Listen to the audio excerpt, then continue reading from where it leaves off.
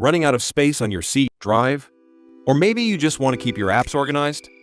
In this video, I'll show you exactly how to move applications from one drive to another in Windows 10 and Windows 11 without reinstalling them or losing your data. If you found this guide helpful, please consider liking and subscribing so you don't miss our future videos.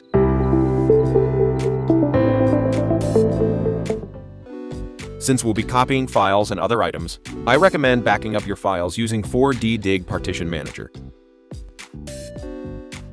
On the main screen, select Backup, then System Backup. Then prepare a blank hard drive with ample free space and click Start to start the backup. Or create a restore point for your computer or hard drive. Tap on Search and just type in Restore. Choose Create a Restore Point. Now, from here, just select the drive where your files or applications are currently saved, and then just press Create. Then go and give your restore point a name and tap Create again. So now that we have our restore point, if you miss any of the steps in this video, you can always come back over to this restore point. Method 1. Use Windows Settings for Microsoft Store apps. Press Win+I to open Settings. Go to Apps. Choose Installed Apps in Windows 11 or choose Apps and Features in Windows 10.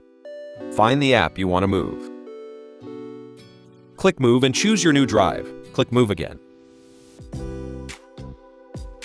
If it is unavailable or grayed out, it could mean the app is not a Microsoft Store app. Try the next method. Method 2. If Windows doesn't let you move a program directly, you can use a symbolic link to trick Windows into thinking the program is still in its original location. We'll do this in 2 steps. 1 is move the program's files to the new drive using Robocopy. 2 is create a symbolic link at the old location pointing to the new location using Mklink. Step 1. Find the app's current location. First, find the folder of the program you want to move, which is usually found on the C drive. Check both Program Files and Program Files, x86 folders. Find the folder for the app you want to move. Then right-click the address bar at the top and choose Copy. Paste this into Notepad. This is your old path. Step 2. Create a matching folder on the new drive. On your new drive, for example, the D drive, create a folder with the same name as the one in your old path. Paste this into Notepad. This is your new path. Step 3. Move the files using Robocopy. In Notepad, prepare this command. I have put these 2 commands in the description area, and you can copy them directly.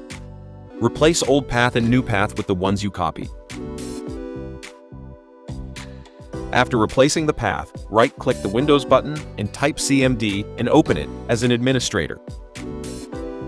Paste the Robocopy command and press Enter. Wait until the copy is complete. Step 4. Check for the old folder. After Robocopy finishes, go back to your C drive and check the old program folder location. If the folder is gone, perfect, you can skip this step. If you still see an empty folder or a few leftover files, delete them manually. This ensures the location is completely free, so the symbolic link can take its place. Step 5. Create the symbolic link. In the same admin command prompt, paste the Mklink command. Hit Enter and wait. Now, this window says Junction created for, and that's it. Your program will still run normally because Windows thinks it's still in its original folder, but the actual files are now on your new drive, freeing up space on your C drive. Method 3.